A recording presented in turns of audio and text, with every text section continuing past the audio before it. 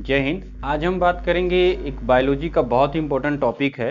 ठीक है, reproduction system, reproduction organism के बारे में समझेंगे। जीव में प्रजनन किस तरह से होता है इसके विषय में आज हम समझेंगे। ठीक है, ये जो है क्लास 12 जो आपका क्लास 12th है उसका बायोलॉजी का पहला चैप्टर है। ठीक है, और इसके ये जो चैप्टर है इसमें बहुत सारे क्वेश्चन पूछते हैं। जो आपका बोर्ड का एग्जाम होता है बहुत सारा क्वेश्चन इस जो है चैप्टर से आता है। ठीक है, तो पहले हम इस पूरे चैप्टर को समझेंगे ए टू जेड की आखिर ये क्या चीज़ है। और अगर आप इस चीज़ को समझ गए तो आने वाले जो कई सारे चैप्टर हैं जैसे जनन हो गया, मानव जनन हो गया, विकास हो गया, उसके विषय में आप बड़ी आसानी से समझ सकते हैं। ठीक है, तो एक एक पॉइंट को हम समझेंगे और इसको जानेंगे कि आखिर रिप्रोडक्शन सिस्टम ऑर्गेनिज्म ये क्यों हमारे जो है बुक में लाया गया, इस चीज़ को हम समझेंगे। और आप सभी को बता दूं एनसीईआरटी बुक का जो जीव बायोलॉजी का अपना चैप्टर है उसमें ये बड़े अच्छे से बताया गया है। ठीक है, तो आज हम इसको टॉपिक को समझते हैं। आइए देखते हैं हम लोग जीव में प्रजनन जो होता है, रिप्रोडक्शन इन ऑर्गेनिज्म। ठीक है, यानी जीव में प्रजनन किस तरह से होता है। एक तो होता है कि जनन किस तरह से होता है, एक होता है प्रजनन। तो प्रजनन का मतलब होता है वो किस तरह से जो है अपने अपने संतानों की उत्पत्ति करते हैं, इसके विषय में जानना जरूरी होता है। और एक इम्पोर्टेंट चीज ये होती है कि जो प्रजनन आखिर जरूरी क्यों है। कभी कभी ये पूछा जाता है कि प्रजनन आखिर जरूरी क्यों है। तो प्रजनन इसलिए जरूरी है क्योंकि आने वाली जो चीजें होती हैं वो अपने आप को बताने के लिए कि हमारी जो है संतानें या अपनी आप जो उसके अंदर की चीजें बची हुई हैं अपने आप को इस पूरे संसार में बनाए रखने के लिए प्रजनन आवश्यक है। अगर प्रजनन रुक जाए तो ये पूरी सृष्टि धीरे धीरे धीरे करके समाप्त हो जाएगी। ठीक है, एक जनरेशन ऐसा आएगा जो कोई ना कोई चीज विलुप्त हो जाएगी। ऐसे बहुत सारे एग्जाम्पल आप देखने को मिल रहा है कि जो मानव जगत है जो धीरे धीरे चल रहा है वो कहीं ना कहीं विलुप्त होता जा रहा है। एक ना एक जो प्रजाति है वो विलुप्त हो रही है। ठीक है, तो इसीलिए प्रजनन जरूरी है और प्रजनन इंपॉर्टेंट है ताकि वो अपनी चीजों को आगे बनाए रखे, संसार में या जो सृष्टि है उसमें बनाए रखे। तो रिप्रोडक्शन ऑर्गेनिज्म यानी जीव में प्रजनन, इसके बारे में जानेंगे। तो पहले हम समझेंगे जीवन काल क्या होता है, यानी आपका समय क्या होता है, अवधि क्या होती है, इसके विषय में जानेंगे। तो किसी जीव के जन्म से उसकी प्राकृतिक मृत्यु तक की जो अवधि होती है उसको हम जीवन अवधि कहते हैं या जीवन काल कहते हैं।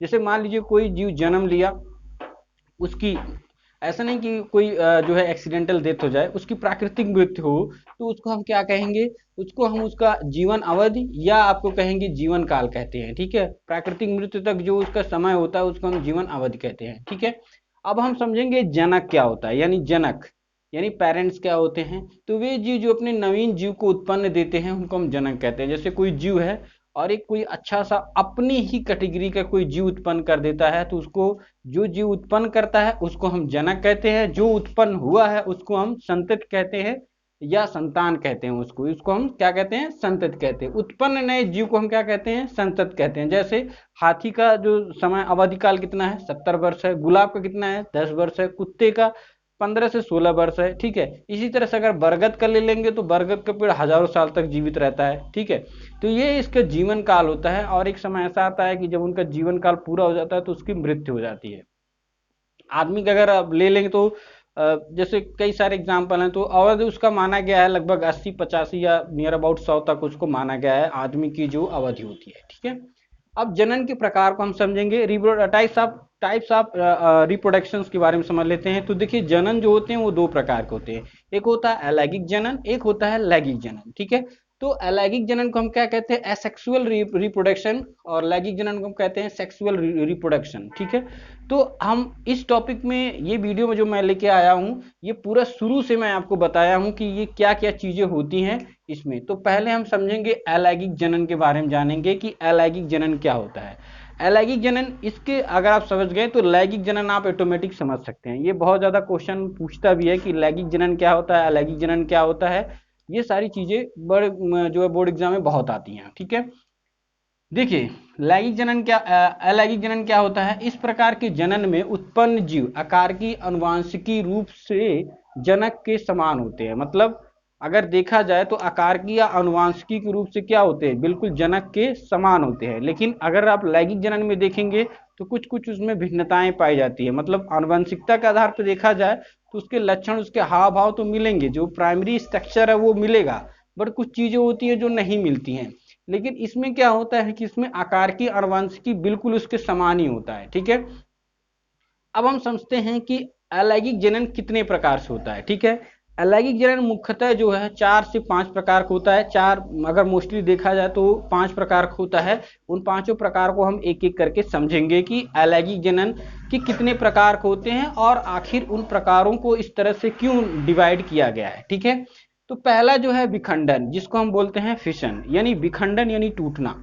तो विखंडन टूटने से ही आपको समझ में आ गया कि विखंडन यानी टूट गया तो उसका जन्म हो गया, ठीक है। तो देखिए इसमें दो तरह का विखंडन होता है, एक होता है द्विविखंडन, एक होता है बहुविखंडन, ठीक है। तो पहले हम द्विविखंडन के बारे में जानेंगे। द्वि का मतलब होता है दो भागों में टूट जाना।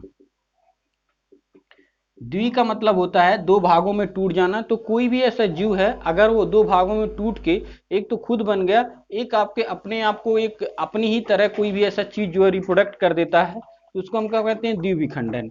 जैसे इसमें कौन कौन सा होता है, ऐसा कोई जीव जो अपने से दो भागों में टूट के एक नए जीव का उत्पन्न कर देता है, उसको हम क्या कहते हैं, द्विविखंडन अलैंगिक जनन कहते हैं, ठीक है। इसमें कौन सा आता है, अमीबा आ जाता है, पैरामीशियम आ जाता है, यूग्लिना आ जाता है, डाइटस आ जाता है, ठीक है। तो ये आप देख सकते हैं यूग्लिना, ये सारी चीजें अमीबा, पैरामीशियम, यूग्लिना, डाइटस, ये किसके उदाहरण हैं, ये अलैंगिक के विखंडन के द्विविखंडन का आपका एग्जाम्पल है, ठीक है।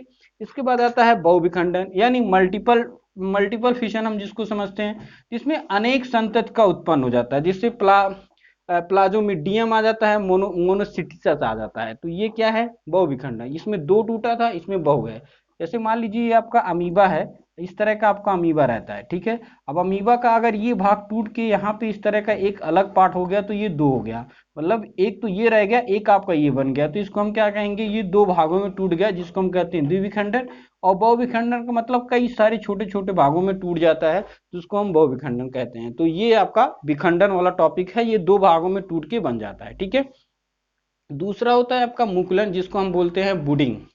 तो बुडिंग क्या होता है, बुडिंग में देखिए तीन तरह से होता है। एक तो होता है टोरुलेशनम होता है, जिसमें कोशिका जीव कोशिकाएं जुड़ी रहती हैं, मतलब अगर वो टूटता है तो कोशिका जीव की कोशिकाएं जो होती हैं उसमें जुड़ी रहती हैं, बट वो अलग अलग हो जाता है। जैसे इसमें ईस्ट है, राइजोपस है, ठीक है। तो ये टोरुसेलम होता है, जो बिल्कुल उसकी तरह ही कोशिकाएं मिलकर बनी होती हैं, बट क्या होता है वो मुकुलन हो जाता है। मुकुलन का मतलब एक भाग निकल के अपना अलग सा बन जाता है, ठीक है। इसमें एक दूसरा होता है बाह्य मुकुलन। बाह्य मुकुलन जैसे आप हाइड्रा देखे होंगे, हाइड्रा आपका इस तरह से रहता है, इस तरह से बना रहता है, यहाँ से ऐसे निकले रहते हैं, ठीक है। उसके बाद पता चलता है कि ये जो भाग है, यहाँ से कोई भाग इस तरह से निकलता है और यहाँ पे इस तरह से बन जाता है। अब पता चलता है ये जो भाग टूट के अलग जमीन पे गिर जाता है और अलग से इसमें एक जो है मुकुलन निकल जाता है। तो इसको हम लोग, एक होता है बाह्यमुकुलन जिसको अतिवृद्धि हो जाती है, मतलब कलिकाएं जो होती हैं अतिवृद्धि होकर टूट के जमीन पे गिर जाती हैं और वो क्या बन जाता है, एक नया जो है अपना एक नया प्राणी उत्पन्न हो जाता है, नया एक पौधा, उसी से रिलेटिव एक नया जीव उत्पन्न हो जाता है। इसमें कौन होता है, ज्यादातर हाइड्रा एक कहता है, जैसे हाइड्रा आपने देखा होगा, इस तरह का आपको दिखेगा। इसके बाद होता है आंतरिक मुकुलन, जिसमें विशिष्ट रचनाएं होती हैं और विशिष्ट रचनाओं की वजह से वो टूट के फिर अलग अलग रचनाओं में विभक्त हो जाते हैं, तो इसको हम बोलते हैं आंतरिक मुकुलन, ठीक है। तो मुकुलन में हमने देखा टोरुलेशनम होता है, बाह्य मुकुलन होता है और आंतरिक मुकुलन, ये तीन तरह से टूटते हैं और मुकुलन का विखंडन होता है, ठीक है। इसके बाद आता है सी, जो आपका तीसरा नंबर है, वो बीजाणु आता है। बीजाणु में क्या होता है, गतिशील संरचनाएं होने के द्वारा ये चली बीजाणुओं द्वारा टूट जाते हैं, मतलब गतिशील अवस्थाओं के कारण इनमें जो है संरचनाएं उत्पन्न हो जाती है और ये संरचनाएं मिलकर एक नए जीव का उत्पन्न करता है, तो जिसको हम कहते हैं चल बीजाणु कहते हैं, ठीक है। तो ये बीजाणु द्वारा उत्पन्न होता है। खंडन, खंडन का मतलब होता है कि टूटना, इसमें भी तोड़ देना। जैसे कोई चीज है, अगर आप उसको तोड़ देते हैं और अलग अलग कर देते हैं तो ऑटोमेटिक क्या हो जाता है, वो नए जीव का उत्पन्न हो जाता है, जिसको हम खंडन समझते हैं। इस टॉपिक का सबसे इंपॉर्टेंट चीज होता है कायिक प्रवर्धन, जो ज्यादातर हमारे किसान भाई लोग करते हैं। कायिक प्रवर्धन क्या होता है इसको समझिए। बहुत बार पूछता है कि कायिक प्रवर्धन क्या होता है, एक लैंगिक प्रजनन है या अलैंगिक प्रजनन है। तो कायिक प्रवर्धन जो होता है अलैंगिक प्रजनन होता है। अब ये कैसे होता है, देखिए कायिक प्रवर्धन का मतलब होता है कि कोई भी चीज अगर उसको अलग अलग कर दें और उसके पार्टों से ही आप कोई चीज बना देते हैं, तो उसको हम कायिक प्रवर्धन कहते हैं। इसका गार्डन में या कई भी जगह बहुत ज्यादा इसका उपयोग किया जाता है, ठीक है। जैसे अगर मान लीजिए कोई पेड़ है और उसकी जड़ों को आपने काट के अलग कर दिया, फिर इसको बो दिया, फिर अलग आपका कोई पदार्थ, अलग आपका कोई पेड़ बन गया, अलग जीव उत्पन्न हो गया, तो उसको हम कहते हैं कायिक प्रवर्धन। जैसे आलू में ये चीज होता है, आलू को अगर काट के आप जड़ लगा देते हैं, लगाने के बाद एक नया आलू उत्पन्न हो जाता है, तो उसको हम क्या कहेंगे, काई। ये कायिक प्रवर्धन में आता है। इसमें डहेलिया हो गया, जैसे मान लीजिए कोई तना तोड़ के लाए, आपने लगा दिया, लगाने के बाद वो ऑटोमेटिक पेड़ बन गया, तो उसको कायिक प्रवर्धन में लाते हैं, ठीक है। इसके बाद आता है तना। तना जो आप खाते हैं आलू का, वो तना होता है, मतलब अगर उसको हम बोलेंगे स्कंद के तौर पे उसको यूज किया जाता है, तो तने में भी वही आता है आलू। पत्ती, ऐसे कई सारे पौधे होते हैं जो पत्तियों को भी अगर आप जमीन में लगा देते हैं तो ऑटोमेटिक एक नया पौधा उत्पन्न हो जाता है, जो कायिक प्रवर्धन में आता है। तना कंद में भी आपका आलू आता है, ठीक है। एक आता है तना, जो जैसे गुलाब का पेड़ हो गया, अगर आप उसको काट के जमीन पे लगा देते हैं तो ऑटोमेटिक वो एक पेड़ बन जाता है, तो वो क्या आता है, आपका कायिक प्रवर्धन की श्रेणी में आता है, ठीक है। तो ये थे कुछ ऐसे इंपॉर्टेंट टॉपिक जो आपको लैंगिक प्रजनन के बारे में जानकारी है। मतलब सबसे इंपॉर्टेंट ये है कि ये कितने प्रकार के होते हैं, और लैंगिक प्रजनन अगर आप समझ गए तो आगे जो है सॉरी अलैंगिक प्रजनन अगर आप समझ गए तो लैंगिक प्रजनन आप आसानी से समझ सकते हैं, ठीक है। तो आगे वाली वीडियो में आपको बताऊंगा कि लैंगिक प्रजनन क्या होता है। तो अभी के लिए बस इतना ही, और अगर आप हमारे चैनल पे नए हैं तो चैनल को आप लोग जरूर सब्सक्राइब कीजिए, ठीक है। आज के लिए बस इतना ही, अभी के लिए जय हिंद।